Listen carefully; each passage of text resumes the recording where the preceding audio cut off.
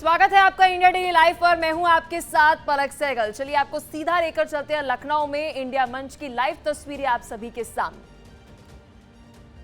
सुरेंद्र राजपूत जी को भी, मोहसिन रजा जी को भी आप लोगों का ही बहुत बहुत स्वागत है जोरदार तालियों के साथ में। और अब सेशन को आगे बढ़ाएंगे मेरे दोनों साथी Kanchan and Vivek. Over to you.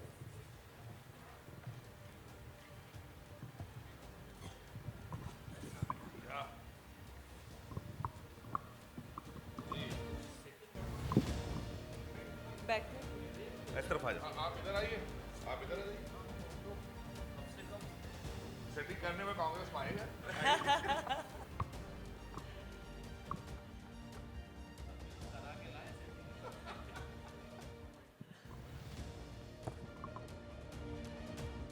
तो ये तस्वीरें आप सभी को लखनऊ से दिखा रहे हैं। इंडिया मंच की तस्वीरें हैं। कुछ ही देर में 2024 लोकसभा चुनाव गड़गड़ाहट में कोई कमी नहीं रहनी चाहिए। एक बार फिर से आग्रह कर रहा हूं, जोरदार तालियों से स्वागत कीजिए। मोहसिन जी, सुरेंद्र जी, आप दोनों का इंडिया डेली के इस मंच पर, इंडिया मंच पर बहुत बहुत स्वागत है। तहे दिल से स्वागत करता हूं और साथ ही सभी दर्शकों का और जितने भी लोग यहां पर मौजूद हैं सबका तहे दिल से स्वागत करता हूं। मोहसिन जी, सबसे पहले आपसे सवाल है,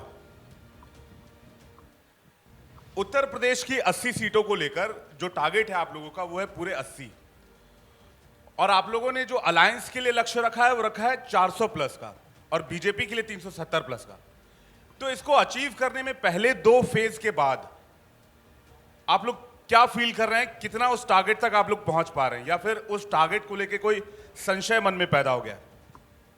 देखिए, संशय की कोई बात नहीं है। और आपने देखा कि 2014 का चुनाव परिवर्तन का चुनाव था देश में, और जिस जोश और खरोश के साथ में पूरे देश ने, देश की 142 करोड़ जनता ने परिवर्तन किया और आदरणीय मोदी जी को प्रधानमंत्री के रूप में जनता ने मंच पर जब देश का नेतृत्व दिया तो हम 303 सीटें लेकर आए थे।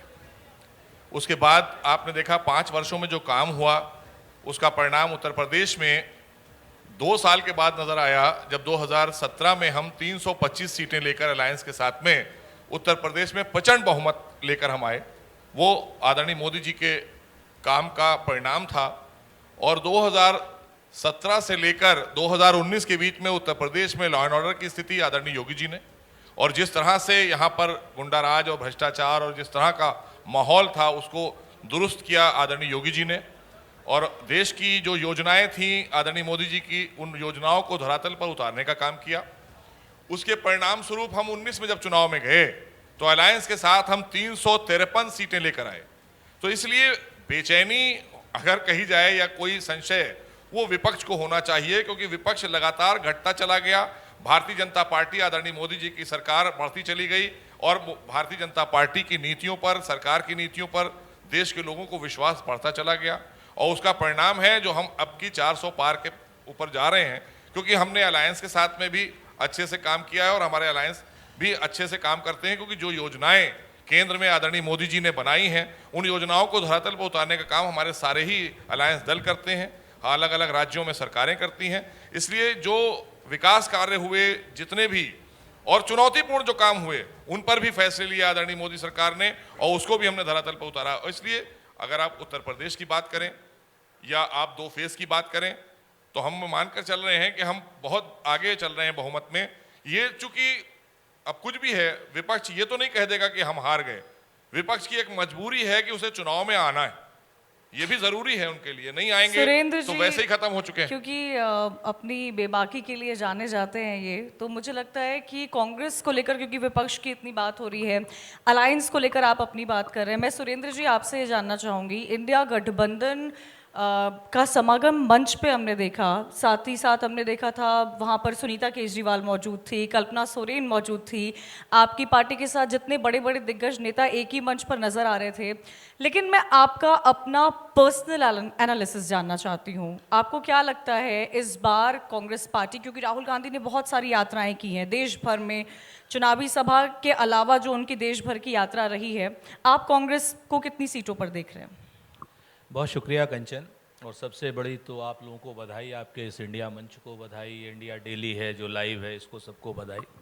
मोहसिन भाई आज बहुत दिनों बाद मिले हैं, ये कह रहे थे हम में बेचैनी है, तो बात तो सच है मोहसिन भाई, हम में तो बेचैनी है, कोविशील्ड लगवा रखी है, आप में भी बेचैनी होगी। जिसने कोविशील्ड लगवाई हुई है सब में बेचैनी होगी। इन्होंने हो सकता है कोवैक्सीन लगवाई हो, इंग्लैंड में खेलते थे, कोई नई वैक्सीन लगवा के आए हो, तो हम इस बात को नहीं कहते। बेचैनी सब में है, पूरे हिंदुस्तान में है।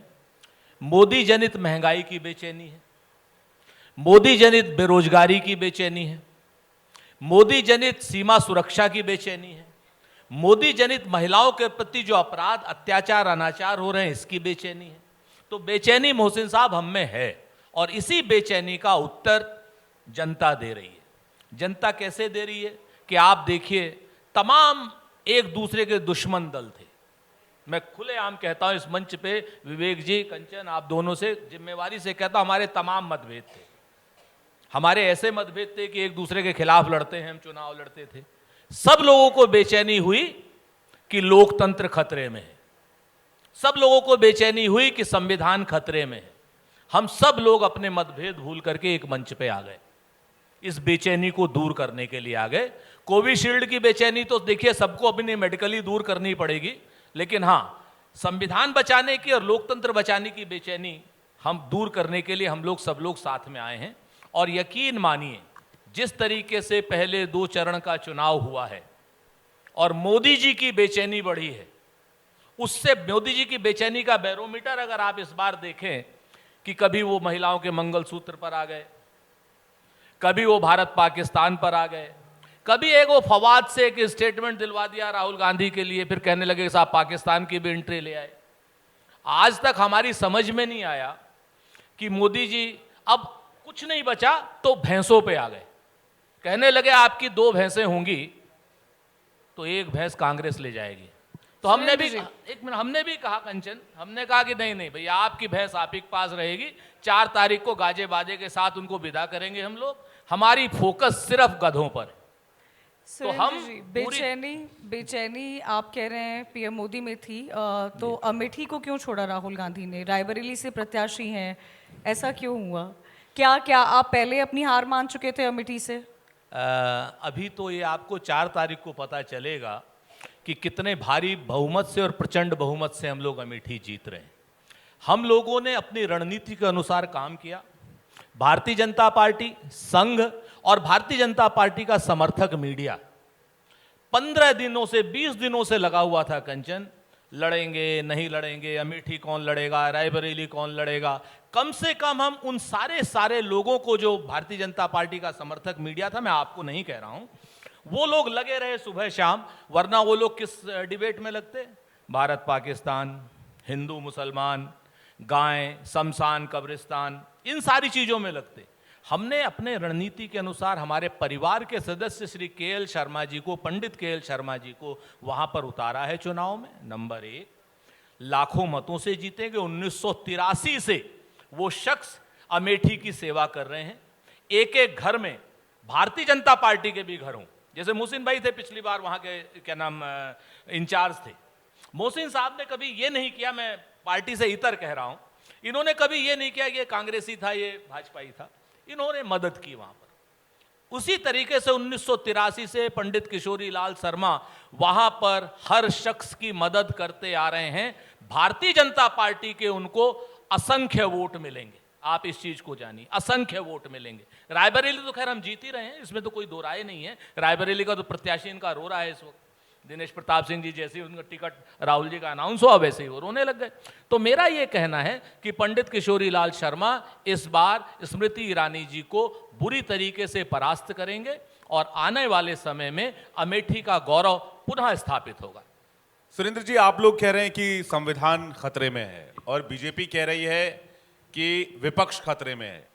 2019 में भी इन लोगों ने कोशिश की, साथ मिलकर चुनाव लड़ने की कोशिश की। मैं मोहसिन जी से इसका जवाब चाहूंगा, फिर अब मैं चाहूंगा उसके बाद आप काउंटर करें इसको। मोहसिन जी, आप लोग कहते हैं कि विपक्ष खतरे में, विपक्ष कहता है लोकतंत्र खतरे में। कौन खतरे में है? या वाकई देश की राजनीतिक पार्टियों का खुद का राजनीतिक करियर खतरे में, इसलिए आप लोग सिर्फ एक दूसरे को गेंद टॉस करते हैं? देखिए, पिछले 10 सालों में अगर आप देखें तो जो विपक्षी दल हैं हमारे, उनका कैसे पतन हुआ है, हमने नहीं किया है, देश की जनता ने किया है, जिसको लेकर हमारे भाई अभी बोल रहे थे सुरेंद्र जी, ये जो देश की जनता है ना, ये यही निर्णय करेगी। हमको तो वो एक दायित्व देती है कि आपको हम भरोसा करते हैं, आपको दे दिया हमने। अब इन्होंने कहा ये नई लाए हैं, कोविड शील्ड लेकर आ गए हैं कि जिन्होंने लगाया है चिंता ना करें। अरे भैया, आप ये बातें, जितनी गुमराही की बातें चुनाव के दौरान करना हो विपक्ष कर ले, लेकिन हर बार अगर आप उठाकर देखें तो हम 300, 300 से 350, 350 से 400, यही जनता हमको लेके जा रही है। अगर आपको इतनी बेचैनी है तो आप जनता के बीच में जाइए, देखिए वहां क्या परिणाम मिल रहा है आपको। आप कहां हैं? और आप हमसे कहते हैं, संविधान की बात करते हैं कि संविधान, अरे संविधान की धज्जियां तो आप लोगों ने उड़ाई। अगर हम कांग्रेस की बात करें, हम मुस्लिम समाज से आते हैं। हमारे समाज को आज पहली बार देश के अंदर बड़ी तादाद में जो पात्र बने मुस्लिम समाज और मुस्लिम परिवार, उनको करोड़ों की तादाद में पूरे देश के अंदर मकान मिले, योजनाओं का पूरा लाभ मिला, कोई भेदभाव नहीं हुआ। उत्तर प्रदेश में आदरणीय योगी सरकार है। कानून व्यवस्था अगर सबके लिए सुरक्षा बनी तो हमारे मुस्लिम समाजों के लिए बनी, हमारे मुस्लिम समाज के लिए बनी। आज हमारी माताएं बहनें सुरक्षित हैं। हमारा ट्रिपल तलाक की बात थी, अगर शाहबानों के केस को हम ले लें, चलिए हम नहीं करते हिंदू मुसलमान, हम आते हैं खाली इस पर आते हैं कि आपने ट्रिपल तलाक जैसी बेड़ी को क्यों डालकर रखा हुआ था। जब शाहबानों माननीय सर्वोच्च न्यायालय से केस जीत कर आ गई तो आपने संसद से फैसला क्यों पलटवाया? ये किसने किया था? ये आप चाहते थे कि हमारे समाज की बहनें गुलामियों की बेड़ी में जकड़ी रहे, और ये कांग्रेस चाहती थी कि ऐसे मुसलमान वोट हमें मिलता रहे। क्योंकि आप मंच पर आतंकवादियों को भी महिमा मंडित करते थे, अलगाववादियों को भी महिमा मंडित करते थे। हमने देश बांटा है, देश को हमने बांटा है, तो बता दीजिए आप, देश को बांटने वाला कौन है? देश को बांटा कांग्रेस ने, संविधान में छेड़छाड़ करी कांग्रेस ने।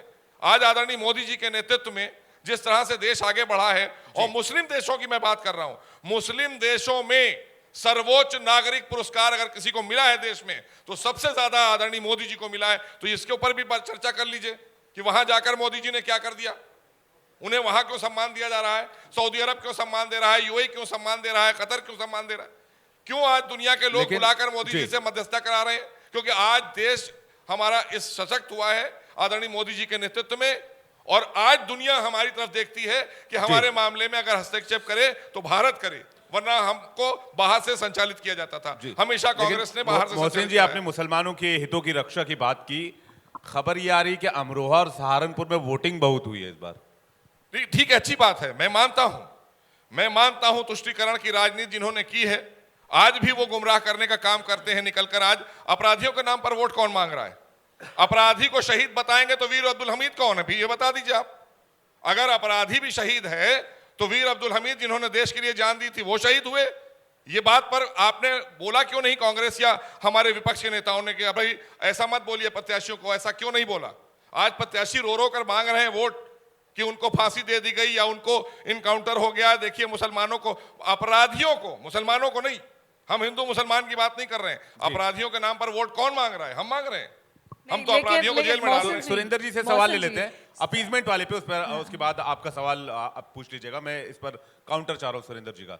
अपीजमेंट वाली राजनीति का जो एलिगेशन है, कह रहे हैं मुख्तार और अतीक के नाम पर वोट मांगने की बात की जा रही है, उनके घर पर जाकर सिंपैथी जताने की कोशिश की जा रही है, सिर्फ इसलिए क्योंकि मुस्लिम अपीजमेंट से आप लोगों को मुस्लिम का वोट गठबंधन को मिल सके। सुरेंद्र जी। विवेक भाई, चाहे मोहसिन साहब कुछ कर लें या आप कुछ कर लो, हम इस मंच पे हिंदू मुसलमान नहीं होने देंगे। एक बात बहुत साफ है, बिल्कुल साफ समझ लीजिए, अपराधी मारे जाएं, कानून सम्मत मारे जाएं, अपराधी को सजा देना कानून का काम है, बिल्कुल पूरी तरीके से जायज। लेकिन अपराधी अगर जेल में जहर देकर के मार दिए जाएं, प्रश्न उठेंगे। अपराधियों को दूसरे अपराधी अस्पताल के बाहर गोली से ठोक दें, प्रश्न उठेंगे। अपराधियों को जेल के अंदर, मुन्ना बजरंगी को बागपत की जेल के अंदर पिस्तौलों से मार दिया जाए, प्रश्न उठेंगे। क्योंकि आज इन अपराधियों को मारा जा रहा है, कल आरोप लगा करके मुझे और आपको जेल में या कंचन को जेल में बंद कर दिया जाएगा, आपको भी मारा जा सकता है। क्योंकि देश संविधान से चलता है। संविधान सिर्फ आरक्षण के लिए नहीं है, संविधान सिर्फ गरीब के लिए नहीं है, संविधान उन सब लोगों के लिए है जिनको अपने हक और हुकूक चाहिए। आज की डेट में राहुल गांधी को लेकर लगातार कई तरह की बातें पार्टी की तरफ से सामने आई है, लेकिन मुझे याद है जब उनकी भारत न्याय जोड़ो यात्रा चल रही थी, जो उनका ग्राउंड से कनेक्ट देखने को मिला था उसमें कोई दो राहें नहीं है। लोगों से उन्होंने बातचीत की थी, लोगों का उनको समर्थन दिख रहा था, लोग उनसे अपनी समस्याएं भी शेयर कर रहे थे। लेकिन क्या आपको नहीं लगता है कि लोग तो उनके साथ चलते हैं, भीड़ भी दिखती है, लेकिन ग्राउंड पर वो कनेक्ट नहीं है? क्या आप ऐसा मानते हैं कि कांग्रेस पार्टी, क्योंकि इतने सालों तक कांग्रेस की सरकार रही है और इंटेलेक्चुअल भी हैं, कोई ऐसी वैसी बातें नहीं है, इंटेलेक्ट से जुड़ी बातें ज़रूर करते हैं राहुल गांधी, लेकिन क्या आपको लगता है कि वो एक जो टच होता है जो भाजपा के नेताओं में हमें देखने को मिलता है वो राहुल गांधी में मिसिंग है? एक फहमीदा रियाज ने एक जगह पे बड़ी मजेदार बात लिखी थी, एक छोटी सी नज्म लिखी थी, वो बताता हूं आपसे।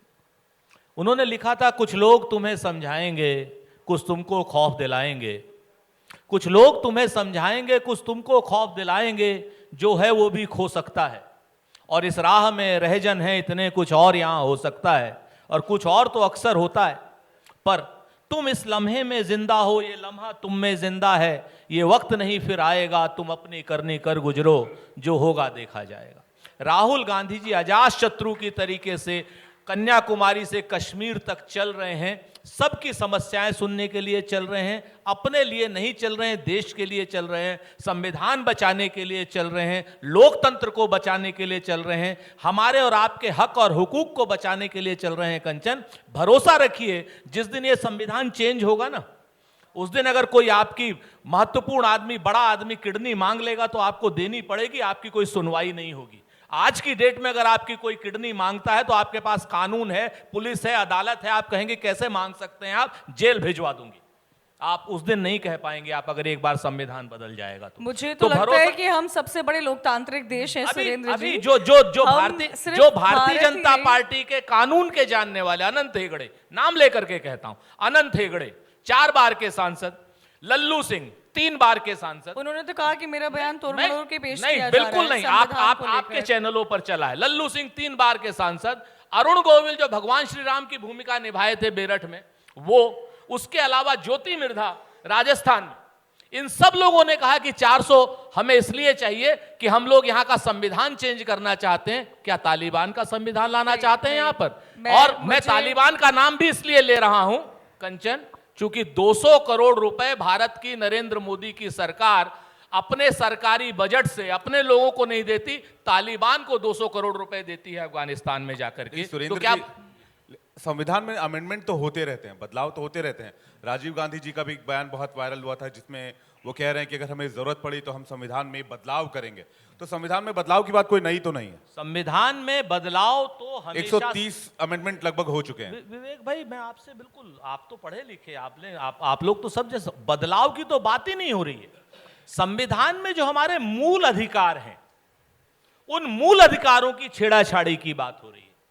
संविधान को बदलने की बात, संविधान में अमेंडमेंट करने में कहीं किसी को आपत्ति नहीं है, लेकिन अगर आप मूल अधिकारों में बदलाव की बात करने की बात करेंगे कि हमें मनुस्मृति वाला संविधान चाहिए, हम आरक्षण को खत्म करना चाहते हैं इसलिए हमें चाहिए, हम पिछड़ों की जाति जनगणना नहीं करने देना चाहते हैं, इसके लिए हमें संविधान में संशोधन करना है, तो इस चीज की हम इजाजत नहीं देंगे और इस चीज की जनता भी इजाजत नहीं देगी। मौसम जी, क्योंकि देखिए, हालांकि ये सारी बातें तो होती रही है, लेकिन जब हम सड़कों पर आम जनता से बात करते हैं तो वो विकास की बात करती है। प्रत्याशियों की भी बात कम होती है, भाजपा की बात ज्यादा होती है, लेकिन विकास एक ऐसी लहर है जो देश में कई इलाकों में देखने को मिली है और आपकी पार्टी ने हमेशा ही इस पर दांव खेला है क्योंकि वो विकास सड़कों पर दिखा है। क्या आपको लगता है जो नैरेटिव फर्स्ट फेज के बाद बदला है, हिंदू मुस्लिम की बयानबाजी हुई और भारतीय जनता पार्टी के सभी दिग्गज नेताओं ने भी बयानबाजी की है, क्या इन सब के बीच में विकास कहीं गुम हो रहा है? मुद्दा, चुनावी मुद्दा। देखिए, हम विकास पर चुनाव में आए हैं और विकास किया है हमने, और विकसित भारत को लेकर ही आदरणीय मोदी जी आगे बढ़ रहे हैं, इसमें कहीं कोई संदेह नहीं है। लेकिन अगर आप देखें तो विपक्ष अनर्गल बातें करता है। अभी हमारे राजपूत भाई कर रहे थे, उन्होंने भी तमाम बातें कि संविधान में हम अमेंडमेंट के फेवर में हैं, संविधान बदलने के फेवर में नहीं है। 60 साल सरकार आपने चलाई सरकार, उसके बाद भी अगर ये चिंता की बात आज बनी हुई है तो हमने नहीं 10 साल में पैदा करी है। ये 60 साल में आपने पैदा करी थी, जिसको हम सही करने का काम कर रहे हैं। लगातार देश के अंदर आदरणीय मोदी सरकार कर रही है। अगर आप चाहते तो 370 बहुत पहले ही आप हटा देते, क्योंकि आपको वहां से अपने लोगों को बुलाना होता था जो उधर से आते थे और यहां गड़बड़ करके उसके बाद चले जाते थे आपकी सरकार बनाकर, जैसे अब आज ममता जी करती हैं। उसी विचारधारा की ममता जी भी हैं। अलगाववाद आप देख लीजिए उनके यहाँ, आप वहां से घुसपैठियों को देख लीजिए आना जाना, ये सारी चीजें आप करते हैं। फिर आप कहते हैं कि आप हिंदू और मुसलमान की बात करते हैं। हम मुसलमान और हिंदू की बात नहीं करते हैं, हम हिंदुस्तान की बात करते हैं और हिंदुस्तान के लोगों की बात करते हैं। और हिंदुस्तान का एक एक व्यक्ति इसी हिंदू विचारधारा से जुड़ा हुआ है। मुस्लिम एक हम हो सकते हैं, लेकिन मुसलमान कोई विचारधारा नहीं है। हिंदुत्व एक विचारधारा है, हिंदू एक संस्कृति है जो पूरी दुनिया ने मानी है, और उसको अगर हम लेकर आगे बढ़ रहे हैं तो उसमें आप हिंदू और मुसलमान बांटते क्यों हैं? हमारी यह समझ में नहीं आता है। क्या मोहसिन रजा हिंदू विचारधारा में नहीं पले बढ़े? हमारे पूर्वज यहाँ के विचारधारा में, यहाँ की संस्कृति में पले बढ़े नहीं? हमने क्या यहाँ पर नमाजें नहीं पढ़ी, यहाँ पे ईद नहीं मनाई? हमने कौन सी नमाजें नहीं पढ़ी? सड़क पर हमें सुरक्षा व्यवस्था नहीं मिली?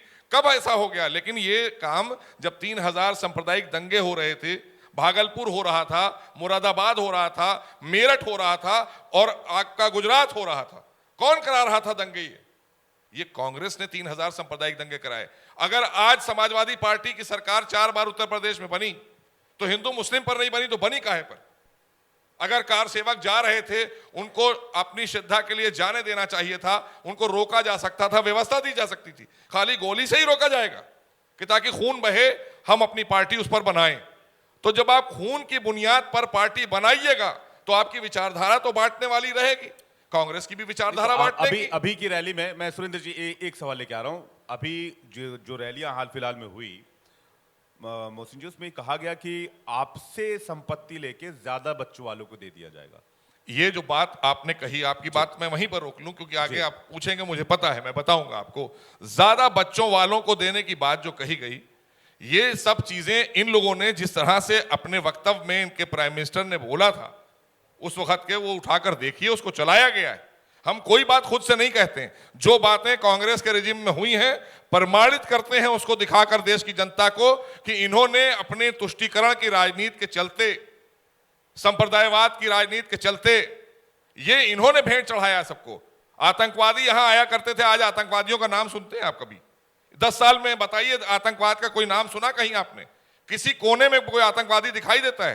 कांग्रेस के रिजिम में हर महल्ले से कहीं ना कहीं खबर आ जाती थी कि आज यहां पर कोई घटना हो गई, आज यहां 2 आतंकवादी पकड़े गए, आज वहां आरडीएक्स मिल गया। लेकिन हमारी आज सुरक्षा व्यवस्था, देश की सुरक्षा व्यवस्था जिस पर उन्होंने सवाल उठाया, आज हमारी केंद्र की सेनाएं कितनी सशक्त हैं कि देश आज हमारा आगे बढ़ रहा है, संपन्न हो रहा है, हर जगह विकास कार्य हो रहे हैं। लेकिन आप इतने बड़े 140 करोड़ के देश में आप समझते हैं कि 10 साल में जो 60 साल गंदगी कांग्रेस ने फैलाई थी, हम 10 वर्षों में साफ कर देंगे उसको? लेकिन मोहसिन भाई, 2 फेज के बाद, सुरेंद्र जी, 2 फेज के बाद ये राजनीति एक बार फिर से गैर जरूरी मुद्दों पर आकर टिक गई है। ये बात है कि नहीं? दोनों तरफ से, मैं सिर्फ एक तरफ की बात नहीं कर रहा। सुरेंद्र जी, हमारी तरफ से बिल्कुल नहीं आई। मोहसिन भाई के लिए एक शेर है कि जिसको बड़ा गुरूर था अपने वजूद पर, जिसको बड़ा गरूर था अपने वजूद पर, वो आफताब आज शाम की चौखट पे जल गया। तो ये आफताब शाम की चौखट पे जल रहे हैं, चिल्ला रहे हैं, 10 साल की सरकार का अता पता नहीं बता रहे हैं, 4000 किलोमीटर की सीमा का अतिक्रमण चीन ने कर लिया, ये उनको झूला झूला रहे हैं, चाय पिला रहे हैं, कभी कुछ कर रहे हैं। इनका एक उस पे हो गया। दूसरा, आज की डेट में आईएसआई को हिंदुस्तान में बुलाने वाले लोग हमको राय दे रहे हैं, हमको बता रहे हैं कि सीमा की पार से हम, अरे सीमा के पार से आधिकारिक रूप से अगर किसी ने आईएसआई को पठानकोट में बुलाया तो वो नरेंद्र मोदी जी की सरकार थी। हमने नहीं बुलाया उनको कभी, हमारे सामने उनकी हिम्मत नहीं हुई पार करने की हमारी सीमा को। हमने तो एक पाकिस्तान के 2 पाकिस्तान बनाए, उनको बिरयानी बनाने के लिए मजबूर किया। बिरयानी खाने तो आदरणीय नरेंद्र मोदी जी गए थे, वो भी बिना बुलाए चले गए थे, आपके सामने है। और ऊपर से कहते हैं ये लोग सीमा पर सुरक्षा की बात। पीडीपी से समझौता करने वाले लोग 4.5 साल पीडीपी के साथ सरकार चलाने वाले लोग हमको राय न दें तो बेहतर है। हमने तो अपने 2 प्रधानमंत्री आतंकवाद में खोए हैं कंचन। हमें मालूम है आतंकवाद क्या होता है। जिन लोगों की उंगली से एक बूंद खून न टपका हो, वो आज की डेट में उस शहीद परिवार को राय दे रहे हैं। सुरेंद्र जी, इन सब मुद्दों के बीच में, क्योंकि रक्षा डिफेंस बहुत सेंसिटिव मुद्दा होता है, मैं ये जानना चाहती हूँ आपसे, आप कहाँ देख रहे हैं? मेरा पहला सवाल था जिस पर आपने मुझे जवाब नहीं दिया, सीटें कितनी, आपको क्या लगता है? क्योंकि विकल्प को लेकर ये सवाल खड़ा होता है, who in front of PM Modi. क्या आपको लगता है आपकी पार्टी में वो कद्दावर नेता हैं जो पीएम मोदी के सामने उस डेजिग्नेशन पर अपनी पार्टी को होल्ड कर सकते हैं? मैं 2 बातें बड़ी साफ कहता हूं। देश में जनता हमारी तरफ से चुनाव लड़ रही है, नंबर 1। जनता कहाँ? राहुल गांधी लड़ रहे रायबरेली से, राहुल गांधी, कांग्रेस पार्टी लड़ रही है, तो जनता कहाँ लड़ रही है? इसीलिए कंचन, आपकी बात बिल्कुल सही कहा आपने। जनता चुनाव लड़ रही है और राहुल गांधी चुनाव लड़ रहे हैं, नरेंद्र मोदी भी चुनाव लड़ रहे हैं। 543 सीटों पर चुनाव हो रहा है और यकीन करें इंडिया ब्लॉक 300 सीट से ऊपर जा रहा है आज की डेट में। हम बड़ी बात, बीजेपी जो 400 पार का नारा लेकर आई है, बीजेपी तो 400 पर हार है। बीजेपी की तो गारंटी हमेशा झूठी हुई। बीजेपी ने जब बोला, इन्होंने बोला बंगाल में 200 पार, मुंह की खाई। इन्होंने जब पिछली बार 2018 में मध्य प्रदेश में कहा था 200 पार, हम लोगों ने सरकार बनाई। इन्होंने राजस्थान में कहा था 100 पार, हम लोगों ने सरकार बनाई। ये तो चूंकि ये मूल रूप से पैकिंग मास्टर है, ये लोग अच्छी तरीके से इसको भी, फटे हुए पैड को भी पैक करके बेचने में हैं। तो अपनी इनकी जो जितनी झूठी चीजें हैं ना, एक सवाल मैं आपसे लेना चाहूंगी, 400 पार पर आपको क्या लगता है भाजपा की स्ट्रैटेजी क्या है? दक्षिण को देखते हुए, दक्षिण का स्टैट्स, दक्षिण के समीकरण दिमाग में रखते हुए, नॉर्थ बेल्ट को भी समझते हुए, आपको क्या लगता है कि इंडिया गठबंधन का क्या कोई असर देखने को मिलेगा, या आपको पीएम मोदी के सामने कोई विकल्प दूर दूर तक नजर नहीं आता है? सीधी तौर पर हमने कहा हम 400 पार के नारे के साथ इसलिए उतरे हैं क्योंकि हमें देश की 142 करोड़ जनता पर विश्वास है और हमें उन्होंने प्यार दिया है।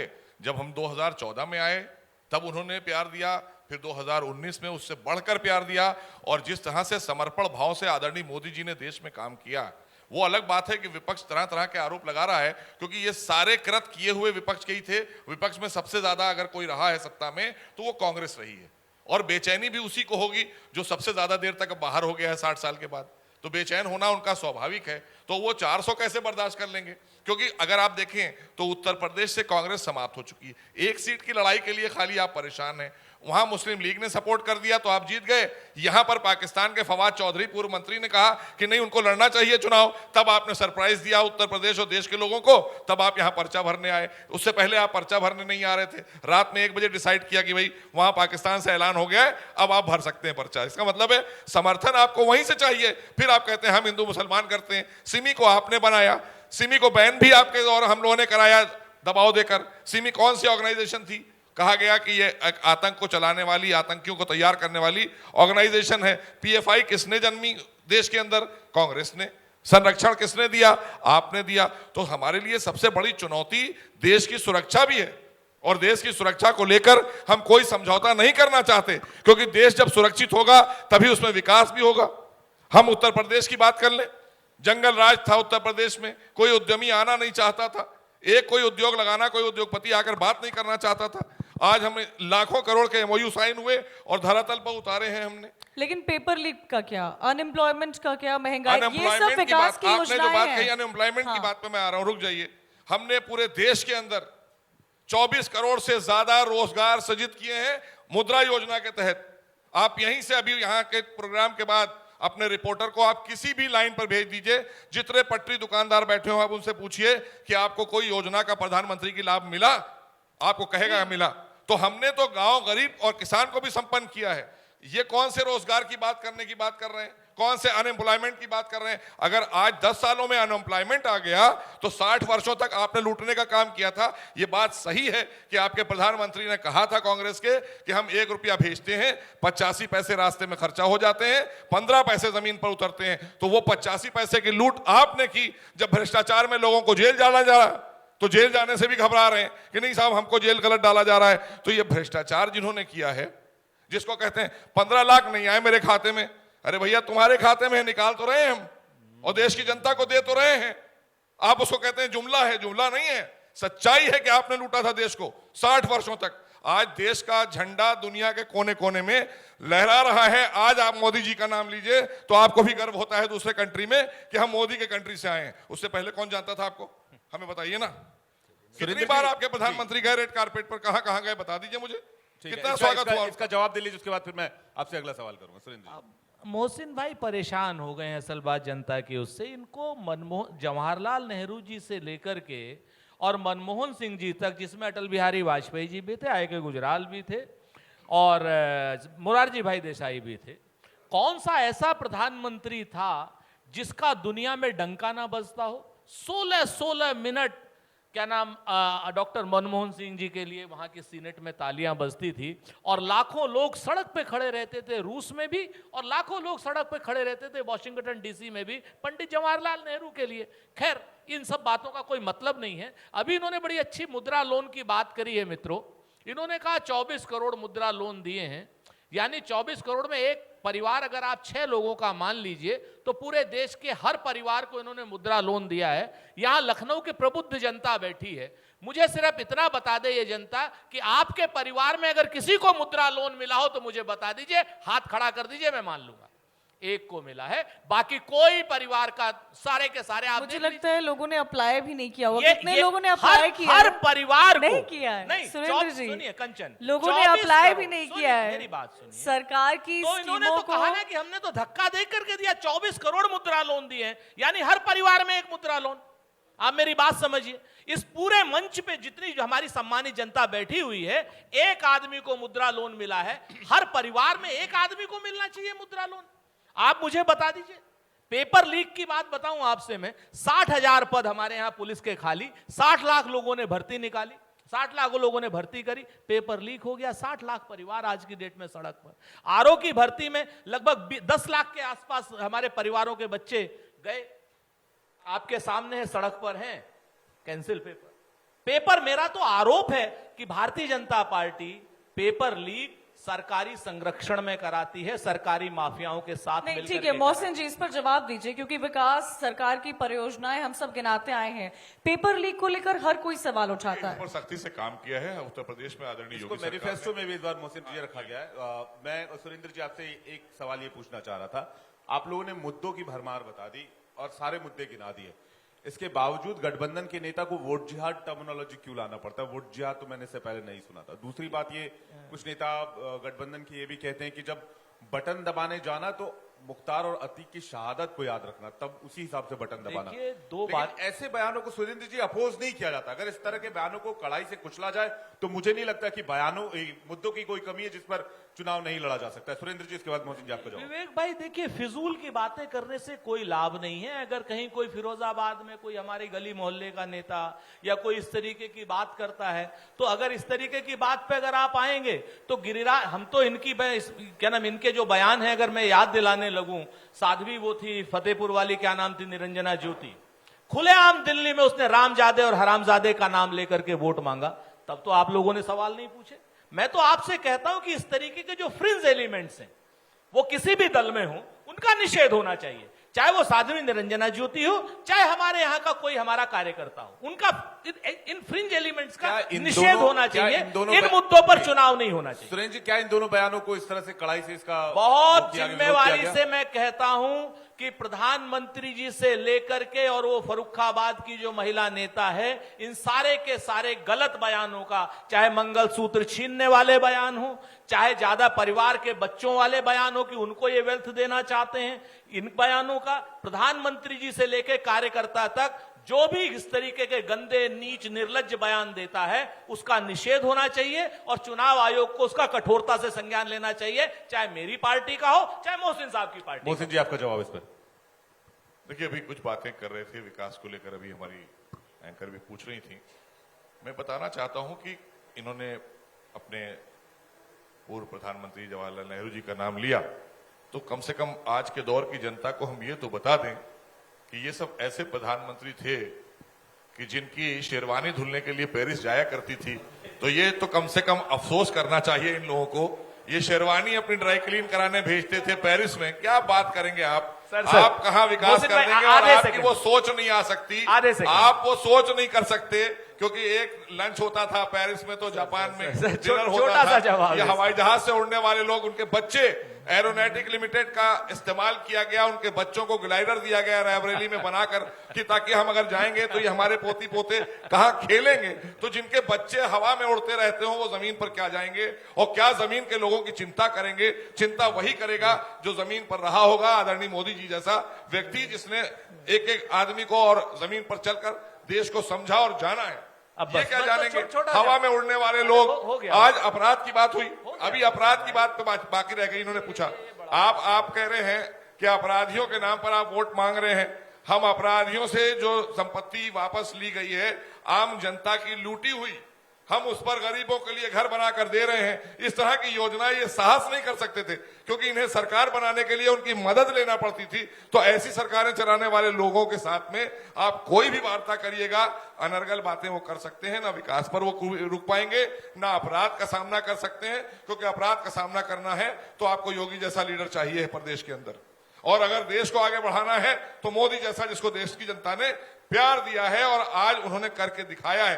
परेशान इसलिए हैं कि एक सीट उत्तर प्रदेश में अपनी लड़ रहे हैं रायबरेली की, और वो भी उस सीट के बारे में भी मैं कहना चाहता हूं। हमारे नौजवान बच्चे बैठे मैं देख रहा हूं, उनको बताना चाहता हूं कि ये उनके दादा की सीट थी, फिरोज जहांगीर की सीट है, जिसको राहुल जहांगीर लड़ना चाहते हैं अपने दादा की सीट पर। यहां पर वो अपनी विरासत को बचाने आए हैं, वो कोई और काम नहीं करने आए हैं। ये राहुल जहांगीर गांधी जी अपने फिरोज जहांगीर दादा की सीट बचाने आए।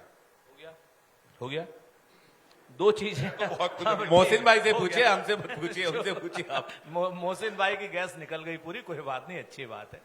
क्योंकि मोहसिन साहब, सब लोग जब कुछ नहीं मिलता इन लोगों को तो उस शहीद परिवार को उल्टी सीधी बातें कहना। इन्होंने अभी कहा कि जवाहरलाल नेहरू जी के कपड़े पेरिस में जाते थे, शेरवानी।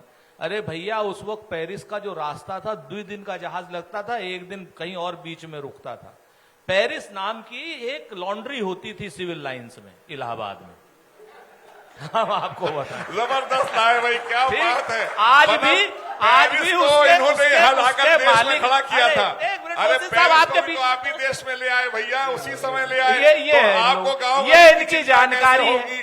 पेरिस तो जिस चीज के लिए मशहूर सुन था, लीजिए, तो मोदी जी, गाँव मोदी जी, गरीब सुन की लेते हैं। चिंता कैसे मोदी होगी? साहब, ठीक है, सुन लेते सर, सुन लेते नहीं हो रही सर। है। क्यों आप तो सुरेंद्र जी, कैबिनेट हाँ। मिनिस्टर रहे, कम से कम अपना पुराने कद का पद का सम्मान रखिए भाई। क्रिकेटर भी रहे हैं आप, तो आप मुझे ये बताओ, ये है इन लोगों की जनरल नॉलेज।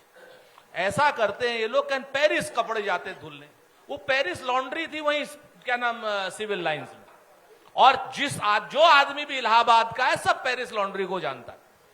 और जो अगर नहीं जानता है तो मैं कंचन और विवेक भाई आपसे कहूंगा, और यहां पे नैना भी बैठी होगी कहीं, मैं कहूंगा कि अपने किसी उससे पूछे जाकर के इलाहाबाद में कि पेरिस लॉन्ड्री थी या नहीं।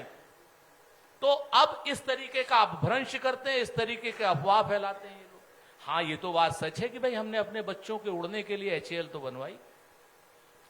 इन्होंने बगैर खिलाए, बगैर पिलाए, बगैर किसी चीज के शौचालय बनवाए, हमने HAL बनवाई है और पूरे देश के बच्चों के उड़ने के लिए बनाई है। और जो सूर्य किरण हमारा जो जहाज है उस HAL की पहचान है, और उस HAL को खत्म करने का काम भारतीय जनता पार्टी ने किया। चूंकि राफेल के जो पुर्जे हैं वो ये अनिल अंबानी से बनवाते हैं, हम HAL से बनवाते हैं। राफेल अब भी कोई मुद्दा है सुरेंद्र जी? वो तो मैंने राहुल गांधी का 2019 MP छत्तीसगढ़ राजस्थान के चुनाव में सुना था।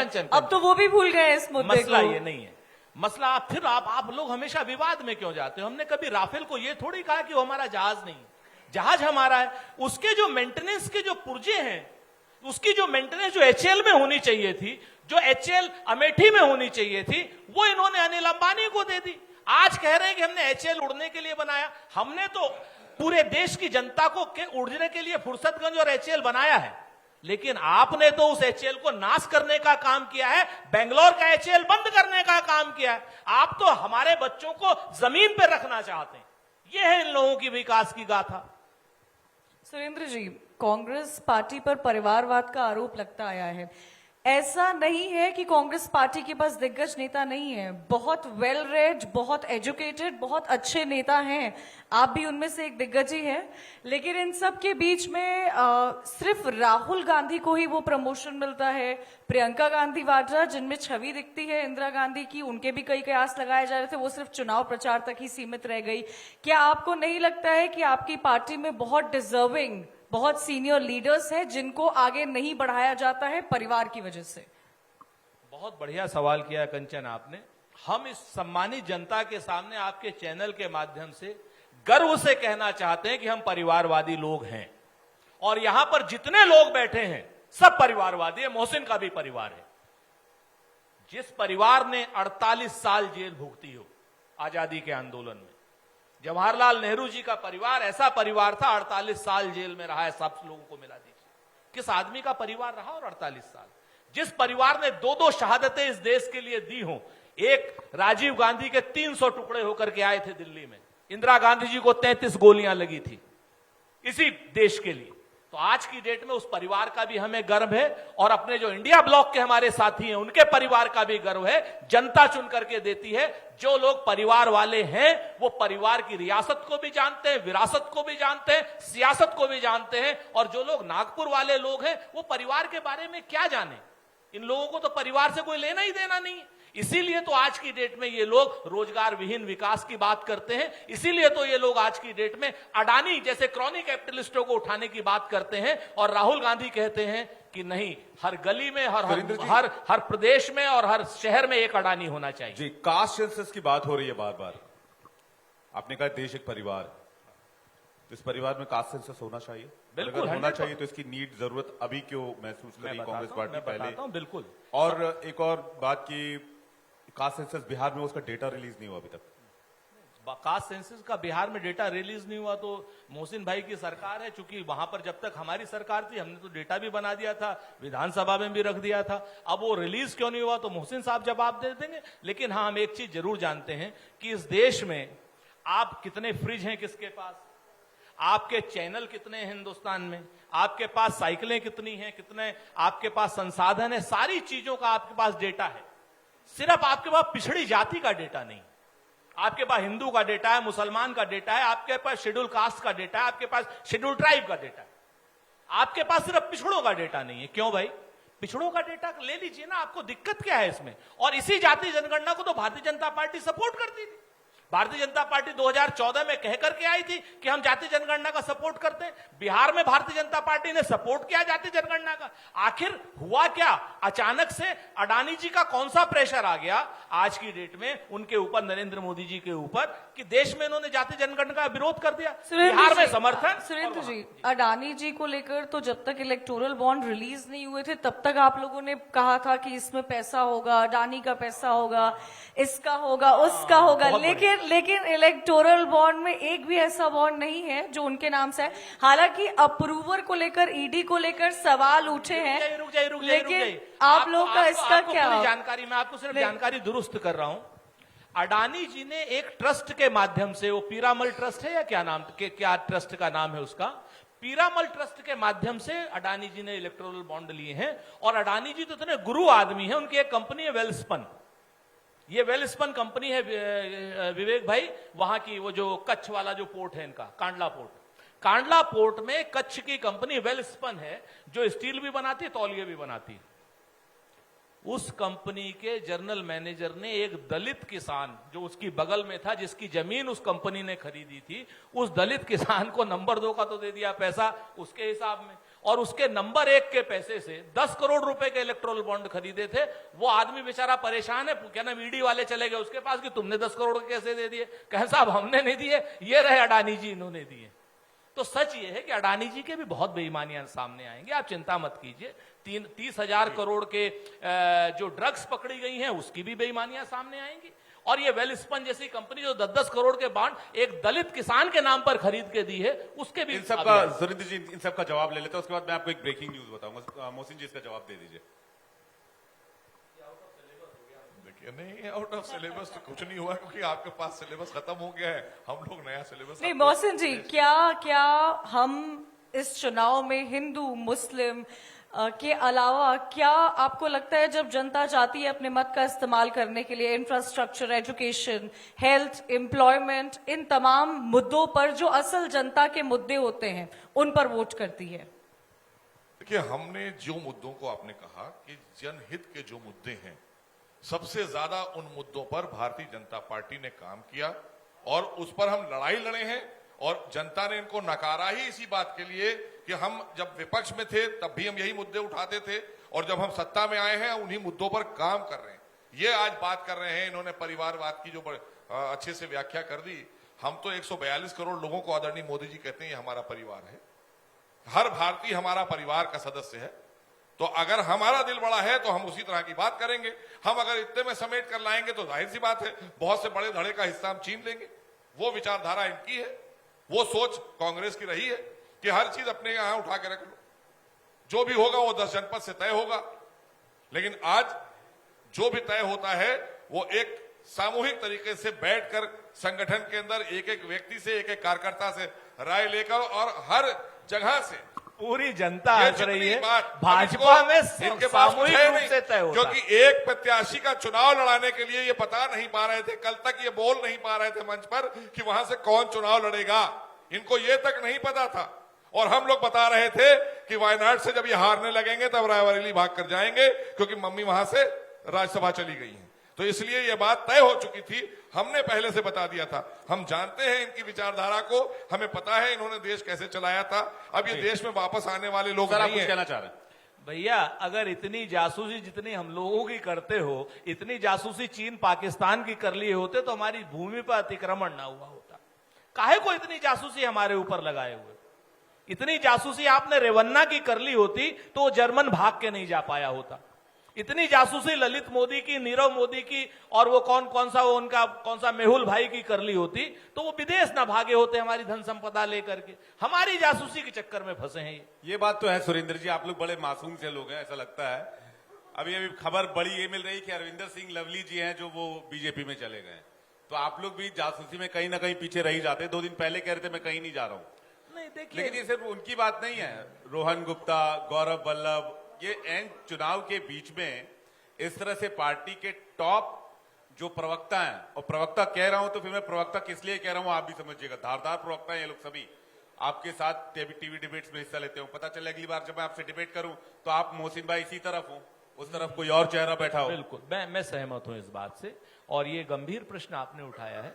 इस गंभीर प्रश्न का एक ही जवाब देता हूं विवेक भाई, कभी जिंदगी में चाहे कोई पॉलिटिकल पार्टी मेरी हो चाहे भारतीय जनता पार्टी हो, लेटरल एंट्री नहीं होनी चाहिए। जब तक कार्यकर्ता की रगड़ाई नहीं होगी ना, और रगड़ाई करके ऊपर नहीं आएगा, तब तक वो कार्यकर्ता सुख का साथी होता है, दुख का नहीं होता। तो ये चाहे रोहन गुप्ता जी हों, चाहे हमारे गौरव भाई हों, ये सारे के सारे हमारे सुख के साथी थे, चले गए आज की डेट में सुख तलाशने के लिए। कल की डेट में जब इनके यहां दुख आएगा तो फिर देखिए कहां तलाशेंगे। मोहसिन भाई हैं, अपनी पार्टी के कमिटमेंट के लोग हैं, नीचे से रगड़ाई करके आए हैं, तब एमएलसी बने थे बड़ी मुश्किल से। हम लोग तो अभी भी नहीं बने। तो सच बात ये है कि जो लोग भी रगड़ाई के होंगे, मैं मोहसिन भाई को भी चेतावनी दे रहा हूं कि इनके यहां पर भी अब यही हाल हो गया है कि हमारे यहां से गए हुए लोग जो हैं इनके सर पे बैठ रहे हैं, चाहे ज्योतिरादित्य सिंधिया हो, चाहे हमारे यहाँ के और भाई। कल वो नवीन जिंदल साहब 5 मिनट पहले इनके यहाँ कोयला चोर। सुरेंद्र भाई आप राय दे रहे हैं, माचिस मार रहे हैं? नहीं, हम माचिस नहीं लगा रहे, हम बहुत जिम्मेवारी से कह रहे हैं कि आज की डेट में बाहर से आए हुए लोग, कल तक ये कैबिनेट मिनिस्टर थे, आज क्यों नहीं है? आप मुझे बताइए ना क्यों? क्योंकि कमिटमेंट वाले लोग ये तो कहीं जाएंगे नहीं, और जो लोग बाहर से आ गए क्या उनको बना दो। आज की डेट में आप देखिए भारतीय जनता पार्टी 116 उम्मीदवार उनके हैं जो कांग्रेस से गए हुए। क्या वहां के भारतीय जनता पार्टी के लोग खाली दरी बिछाएंगे क्या? ये तो कांग्रेस को सोचना चाहिए। मोहसिन जी, मैं आपसे थोड़ा अब उत्तर प्रदेश की पॉलिटिक्स पर भी बात करना चाहती हूँ। यहाँ से मंत्री रह चुके उत्तर प्रदेश की सियासत को बहुत करीबी से आपने देखा है। स्टेट पॉलिटिक्स के बारे में आप क्या कहना चाहेंगे? आप अखिलेश यादव के बारे में क्या कहना चाहेंगे? कहाँ पर देखते हैं? क्या मायावती को इस वक्त आप, क्योंकि कैंडिडेट्स तो वो लगातार उतारी रही हैं, लेकिन क्या आपको चुनावी मैदान में वो कहीं नजर आ रही है बीएसपी पार्टी? और क्या कहीं पर आपको उत्तर प्रदेश की 80 सीटों में कोई स्ट्रॉन्ग टक्कर नजर आ रही है? 80 में से कितनी सीटें भाजपा की? देखिए, हम तो शुरू से कह रहे हैं कि हम 80 में 80 सीटें जीत रहे हैं, इसलिए जीत रहे हैं, हमने काम किया है। हालांकि जाहिर सी बात है विपक्ष इस बात को लेकर कहता है नहीं साहब ऐसा नहीं होगा, तो विपक्ष अपने नंबर्स बता दे मुझे। हमने तो 80 पे इसलिए दावा किया है कि हम ये जानते हैं कि हमने जो काम किया है, और 73, 65 और अब की 80, इससे पहले जो लोग रहते थे, मैं उत्तर प्रदेश की सियासत पे मैं बात करूंगा और सुरेंद्र जी भी अपनी जो बात कहना वो कहेंगे। 30 साल लगातार कांग्रेस की हुकूमत रही उत्तर प्रदेश में, 30 साल लगातार कांग्रेस का मिला जुलाकर कमोवेश इनका मुख्यमंत्री रहता था। फिर उसके बाद 25 साल कभी सपा कभी बसपा, कभी सपा कभी बसपा, 3-3, 4-4 बार इनके मुख्यमंत्री रहे। लेकिन उत्तर प्रदेश की स्थिति 2017 से पहले की, चूंकि आप बहन हैं, आप ज्यादा बेहतर समझ सकती हैं, हमारी बहनों से पूछिए कि उत्तर प्रदेश में बहनें अपने को सुरक्षित महसूस नहीं करती थी, व्यापारी अपने आप को सुरक्षित महसूस नहीं करता था, आम लोग परेशान होते थे कि कब कौन सी पार्टी का गुंडा आएगा और आकर मेरे दरवाजे पर खड़ा हो जाएगा कि ये तो हमने खरीद लिया या मेरा है, ये प्लॉट मेरा है। इस तरह की स्थिति बनी हुई थी। अपराधी मंचों को शेयर किया करते थे, मंच पर बैठे रहते थे, बलात्कारी मंच पर शेयर करते थे मुख्यमंत्रियों के साथ में। तो ये अपने आप में जो परसेप्शन आज बदला है वो उत्तर प्रदेश में भारतीय जनता पार्टी में आदरणीय योगी सरकार ने, क्योंकि उन्होंने कोई समझौता नहीं किया, वो यू टर्न लेने वाले मुख्यमंत्री नहीं है, वो जो फैसला करते हैं उस फैसले पर रुके रहते हैं। और बुलडोजर, आपकी सरकार को इस मैंने पर कहा- भी आरोप मैं- लगा है। हाँ, बुलडोजर- क्या आपको ये सही लगता है कि आपकी सरकार को, नहीं, अगर देखिए, आम जनता या ऑपोजिशन कह रही है कि आप बुलडोजर की आप सरकार देखिए, है, तो ये जायज आपने लगता है अच्छा प्रश्न आपको? किया, अच्छा प्रश्न किया। कुछ फैसले बहुत कड़े लेना होते हैं, जब मर्ज हद से सिवा होता है तो सर्जरी करना पड़ता है। अगर बगैर सर्जरी के आदमी को आप छोड़ेंगे तो फिर आप ये मान कर छोड़ेंगे कि इसको तो मर जाना है 4 दिन के बाद, बचाने का प्रयास भी हम ही को करना होगा। इसीलिए अच्छा डॉक्टर वही होता है जो मर्ज को टाइम पे समझ ले और आपको सलाह दे दे, और नहीं तो आपकी सर्जरी कर दे। तो वो ऐसा मुखिया है कि उसे कुछ लेना देना नहीं है। बुलडोजर इसलिए कि ताकि दूसरे सचेत हो जाएं कि अगर अब आपने किसी के साथ अपराध किया तो अगला नंबर आपका है और यही होगा, ये कानून सम्मत होगा। इसलिए नहीं कि हमारी मर्जी है हम चला देंगे, क्योंकि जब जब कहीं पे कोई बुलडोजर चला है कानून सम्मत चला है, और अगर कोई पर कार्रवाई हुई है कानून के तहत हुई है। हाँ, फैसले लेने में हमारे मुख्यमंत्री पीछे नहीं हटते, इसलिए आज परसेप्शन पूरी दुनिया में बदला है, देश में नहीं पूरी दुनिया में उत्तर प्रदेश का परसेप्शन बदला है। 25 करोड़ जनता इसीलिए खुश है, और हमें 30 सालों के बाद, 35 साल के बाद जी प्रचंड बहुमत दी है उन्होंने दोबारा। मोहसिन जी, 4 तारीख है आज, और 4 तारीख का इंपॉर्टेंस बहुत है इस साल में। 4 जून अगला आने वाला 4 तारीख को 400 पार, 4 तारीख को 400 पार। देखिए आप जो काम गिना रहे हैं उस पर जनता कितनी मुतमईन होती है, कितना भरोसा करती है। सुरेंद्र जी इसका जवाब, और साथ ही मैं आपसे अंतिम सवाल ये लेना चाहूंगा कि क्या अगर महागठबंधन को मेजोरिटी आती है, मेजोरिटी के करीब रहती है, तो गठबंधन के नेता राहुल गांधी जी होंगे? 2 चीजें। पहली तो इन्होंने कहा हम 80, और विपक्ष बताए कितनी सीटें उत्तर प्रदेश से जीतेगा। तो भैया हम लोग 80 नहीं जीतेंगे, 2, 4, 6 आप लोगों के लिए छोड़ देंगे, कोई दिक्कत वाली बात नहीं है। 2, 4, 6 आप लोग लिए रहना, लोकतंत्र में मौजूद विपक्ष की भी आवश्यकता है, तो हम आपको विपक्ष में रखेंगे, चिंता मत कीजिए। हम भाजपा मुक्त देश नहीं चाहते, हम चाहते हैं भारतीय जनता पार्टी विपक्ष में अपना काम निभाए। अब दूसरी बात अभी आपने बुलडोजर वाली कही थी, तो नवाज देवबंदी ने एक जगह पे लिखा था कि जलते घर को देखने वालों, फूस का छप्पर आपका है, और आपके पीछे तेज हवा है और मुकद्दर आपका है, और उसके कत्ल पे मैं भी चुप था, अब मेरा नंबर आया, और मेरे कत्ल पे तुम भी चुप हो, अगला नंबर आपका है।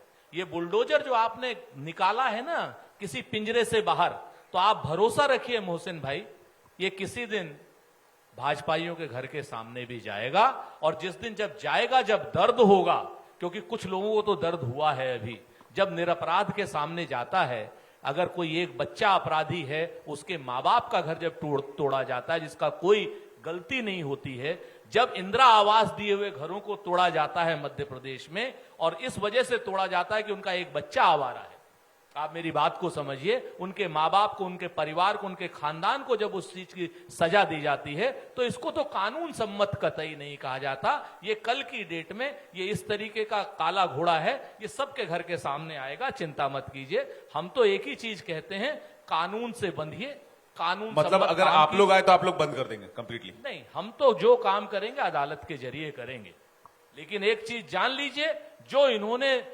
फसल बोई है वो काटनी तो इनको ही पड़ेगी ना। मतलब इनके घर के सामने भेज देंगे? नहीं, हमने कहा हम कोई भी काम कानून सम्मत करेंगे, हमारा कोई वो नहीं है। हम तो बहुत स्पष्ट है, हम तो ये भी कह रहे हैं कि भारतीय जनता पार्टी विपक्ष में बहुत अच्छा काम करती है। हमने तो कभी नहीं कहा भाजपा मुक्त सरकार, भाजपा मुक्त भारत। तो राहुल जी गठबंधन के नेता है। मैं बहुत जिम्मेवारी से कहता हूं कि हमारा संसदीय लोकतंत्र है, बहुदलीय प्रणाली है और सांसद हमारे प्रधानमंत्री चुनेंगे। हमारे यहां पर भारतीय जनता पार्टी की तरीके से नहीं होता कि उसके जन्म से लेकर के आज तक कोई भी अध्यक्ष इनका चुना हुआ नहीं है, एक भी अध्यक्ष नहीं चुना हुआ है इनका।